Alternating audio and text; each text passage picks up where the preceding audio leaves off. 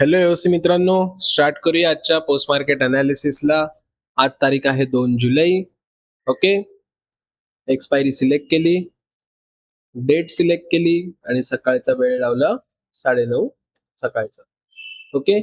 माफ करा, सगळ्यात पहिले गोष्ट म्हणजे आज माझ्या सिस्टीमचा थोडा प्रॉब्लेम झालेला, त्यामुळे सकाळी मी लाईव्ह येऊ शकलो नाही.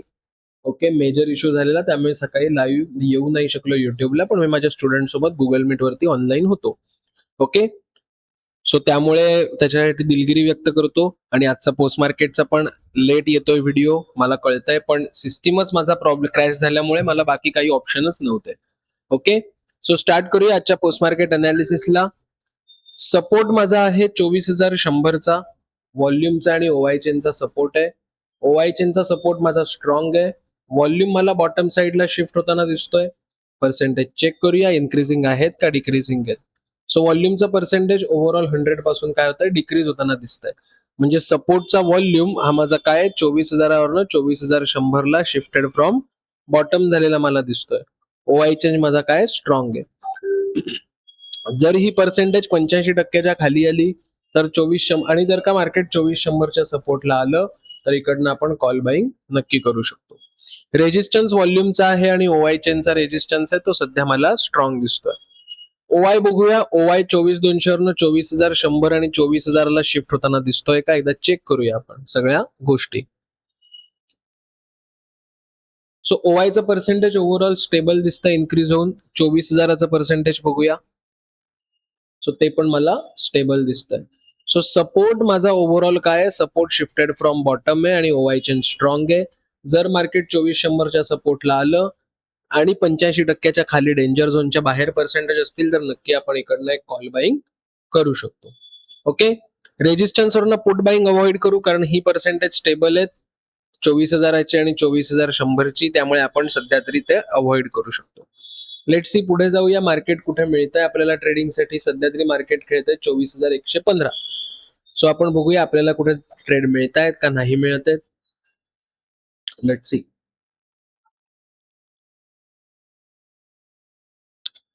अजून काय काय वेगळ्या डेटामध्ये बघायला मिळत आहे, तर हे डेंजर झोन मधनं बाहेर पडले पर्सेंटेज. म्हणजे सपोर्ट आता हळूहळू स्ट्रॉंग व्हायच्या मार्गावर लागला.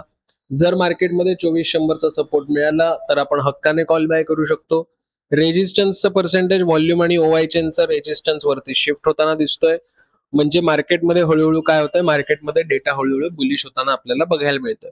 मग जरी डेटा मार्केटमध्ये बुलिश होत असला तरी लगेच आपण कॉल बाईंग करणार नाही. नियम आपण पायदळीत उडवणार नाही. नियम जे आहेत हे नियम फॉलो करू आणि 2400च्या सपोर्टची वाट बघू. ओके. रेजिस्टन्स वरनं पुट घेणं आता आपण काय करणार, अवॉइड करणार आहोत. लेट्स सी, बघूया काय झालं पुढे जाऊन.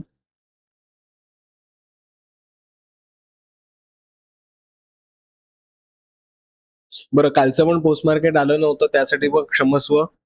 बेसिकली प्रॉब्लेम असा झाला की काल मी पूर्ण दिवस आजारी होतो. ओके.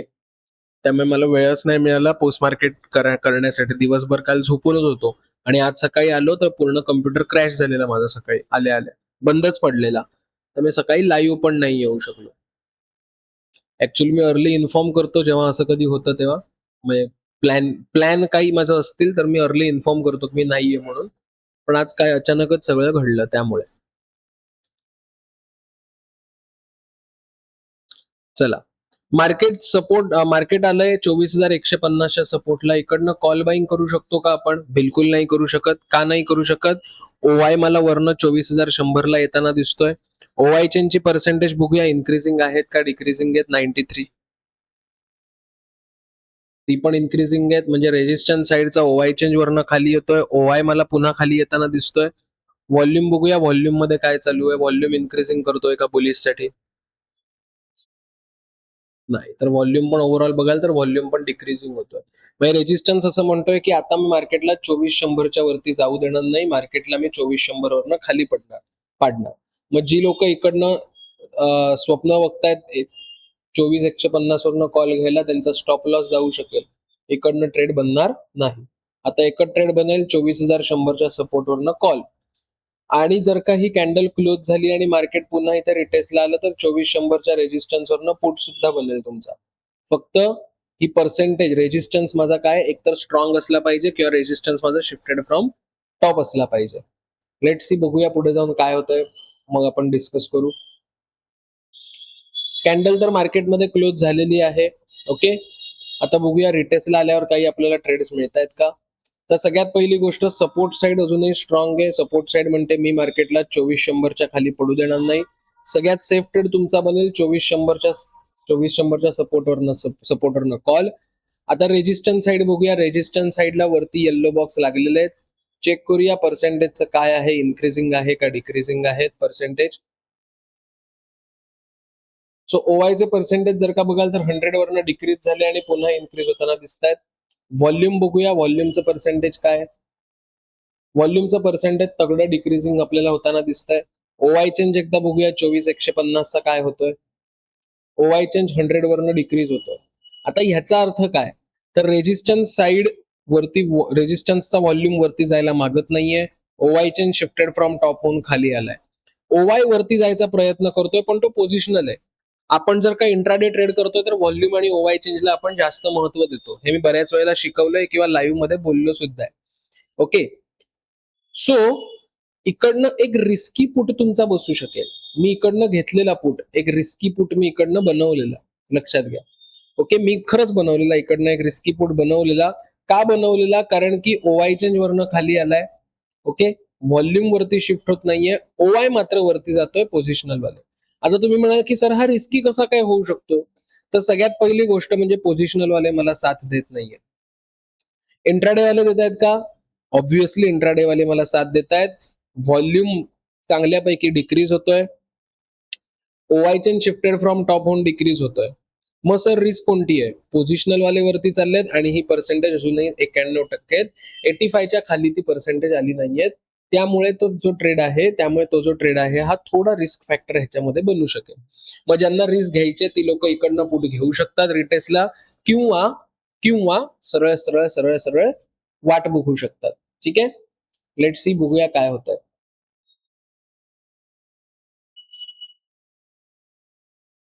50%चं टार्गेट आलं. आता तुम्हाला रियालिटी सांगतो, मी 350चा पुट घेतलेला.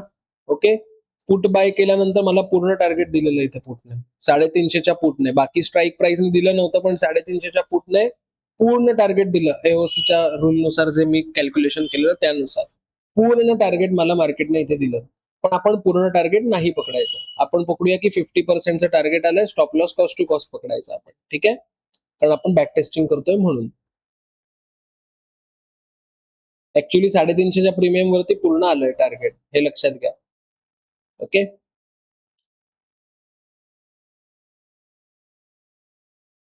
आता ज्यांना सेफ ट्रेड करायचा आहे तो सेफ ट्रेड कधी मिळेल रेजिस्टन्स वरनं, तर बघूया. चला, 2400चा रेजिस्टन्स आहे. व्हॉल्यूम ओवाय चेन स्ट्रॉंग आहे. ओवायचं पर्सेंटेज बघूया, इन्क्रीजिंग नाहीये ना, तर ओवायचं पर्सेंटेज आता डिक्रीज होतंय 100%वरनं. म्हणजे ओवाय 24200 वरनं 2400ला आला. ओवाय चेन स्ट्रॉंग आहे, व्हॉल्यूम स्ट्रॉंग आहे. मगाशी हा जो थोडा रिस्की ट्रेड होता, आता इथे तो सेफ बनतोय. मग आपण काय करणार, इकडनं पुट बाय करायचा असेल तर करू शकणार. लेट सी बघूया काय होतं.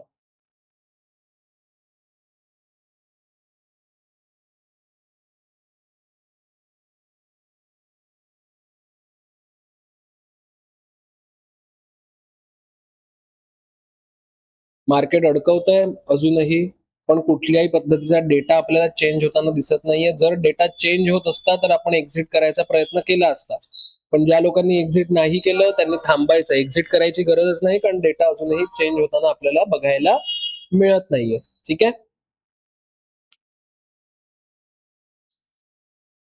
आणि अजून एक सांगतो, हा जो माझा पुट मी घेतलेला ना, बाकी स्टुडंटनी पण 300चा घेतलेला, 250चा घेतलेला, पुट घेतलेला काही लोकांनी, माझ्याकडे जे लोक शिकलेत, तर त्यांचा कॉस्ट टू कॉस्ट गेलाय हा ट्रेड. कारण 350च्या पुटने टार्गेट दिलं, कारण डेल्टा 73-74 समथिंग होता काहीतरी, आणि 300 आणि 250चा जो पुट होता ना, तर तो बाकी लोकांचा कॉस्ट टू कॉस्ट गेला, कारण डेल्टाच नव्हता, त्यामुळे त्यांचा कॉस्ट टू कॉस्ट गेलाय ट्रेड. 350च्या पुटने पूर्ण टार्गेट दिलंय इथपासून इथपर्यंत. पूर्ण पुटचं टार्गेट दिलंय 34 पॉईंटचं समथिंग. ओके, पण आपण कॉस्ट टू कॉस्ट का पकडायचा, कारण मोस्टली असं पूर्ण टार्गेट फार कमी वेळेला येतं. म्हणून आपण कॉस्ट टू कॉस्टच पकडू. पहिला ट्रेड आपला रिस्की थोडा होता तर कॉस्ट टू कॉस्ट गेलाय. ओके, अजूनही डेटामध्ये ऍज सच काही चेंजेस मला आढळत नाहीयेत. ओके, बुलिश मार्केट होईल, बेरिश मार्केट होईल, मार्केट टाइमपासच करताय तिथे आहे तसं. अजूनही कुठेही येल्लो बॉक्सेस हायलाइट होत नाहीयेत, मग अजूनही मी त्या ट्रेडमध्ये थांबू शकतो. स्टॉप लॉस तर काही गेलेला नाहीये, अजूनही ट्रेडमध्ये थांबू शकणार आहे मी. टार्गेटची वाट बघायची, 50% आल्यावर स्टॉप लॉस जो आहे हा कॉस्ट टू कॉस्ट करायचा.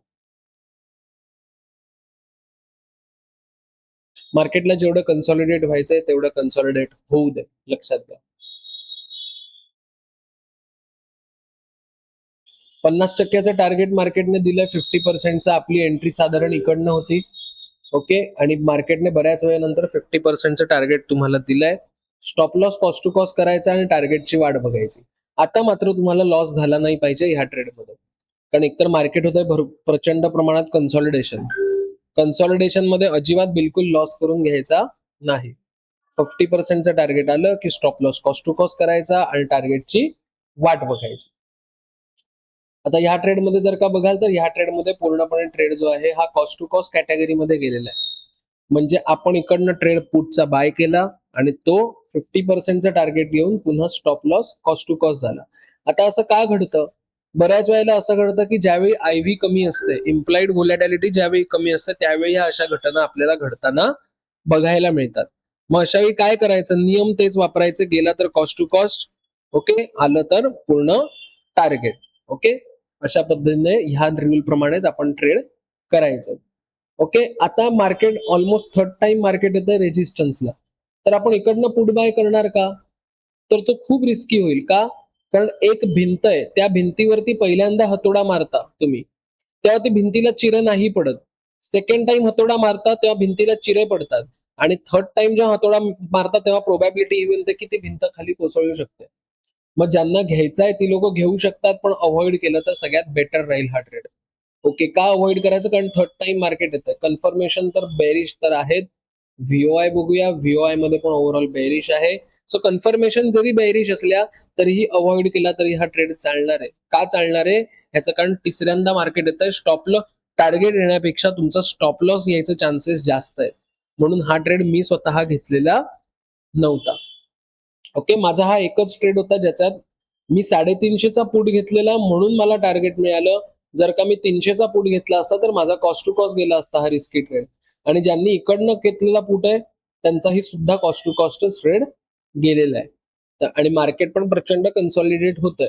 मग आपण घाबरायचं नाही. बंदुकीतनं एकदा गोळी सोडली की विचार करायचा नाही, अरे ते काय होतंय त्या बंदुकीतल्या गोळीचं. मग विचार करायचा नाही.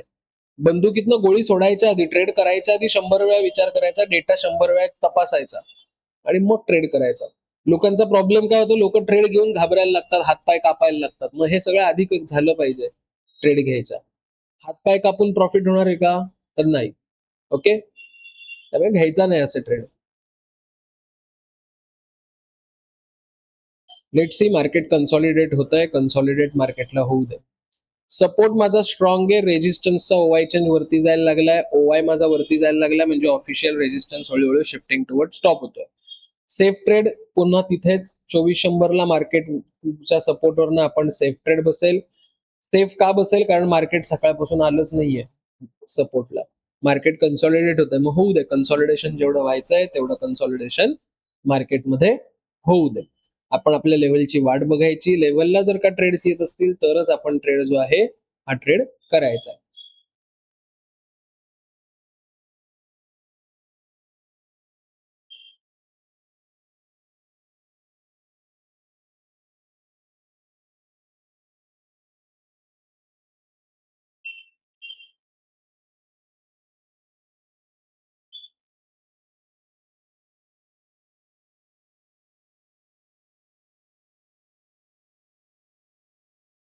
चला, आता इकडनं पुट बनवणार का आपण? ह्या लेवलवरनं आपण जो आहे हा पुट बनवणार का? तर चेक करूया डेटामध्ये काय चेंजेस आहे. तर सगळ्यात पहिली गोष्ट, सपोर्ट अजूनही स्ट्रॉंग आहे. व्हॉल्यूम मला मे बी वरती शिफ्ट होईल असं दिसतंय. पर्सेंटेज चेक करूया. 71% काय दिसतात आपल्याला. ठीक आहे, सो व्हॉल्यूमची पर्सेंटेज जर का बघाल तर स्लोली इन्क्रीजिंग आहेत. स्लो आहेत पण इन्क्रीजिंग आहेत. म्हणजे मे बी हा काय होऊ शकतो, शिफ्टिंग टुवर्ड टॉप ऑन वरती जाऊ शकतो रेजिस्टन्सचा व्हॉल्यूम.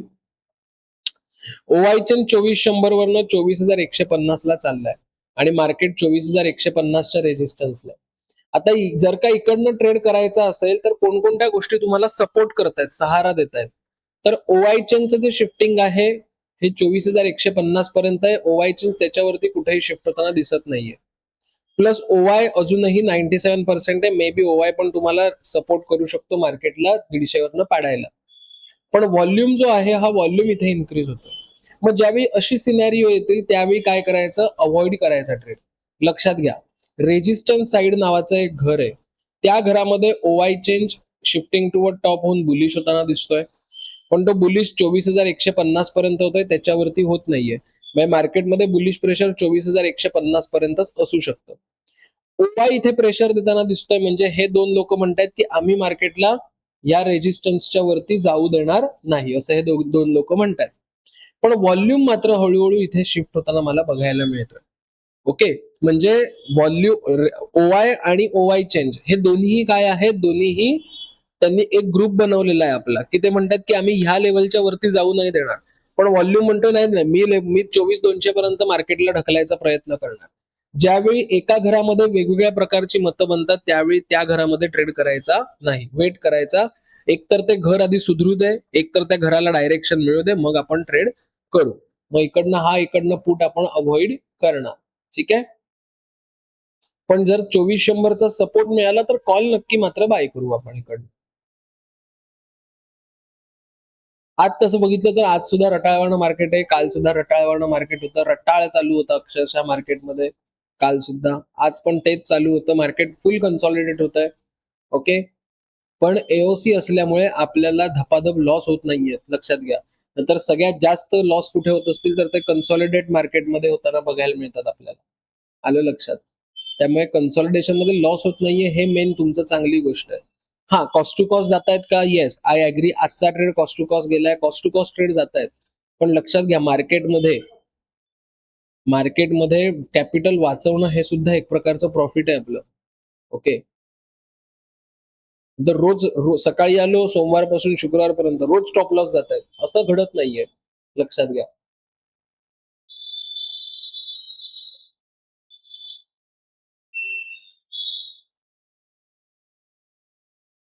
आता घेणार का ट्रेड इकडनं, नाही. 2:30 वाजायला आले, आता नवीन ट्रेड इनिशिएट करणार नाही. सो हे आजचं असं पोस्ट मार्केट अनालिसिस आहे. आजचं पोस्ट मार्केट अनालिसिस म्हणजे आजचं मार्केट म्हणजे हसू की रडू असं आजचं मार्केट होतं, लक्षात घ्या.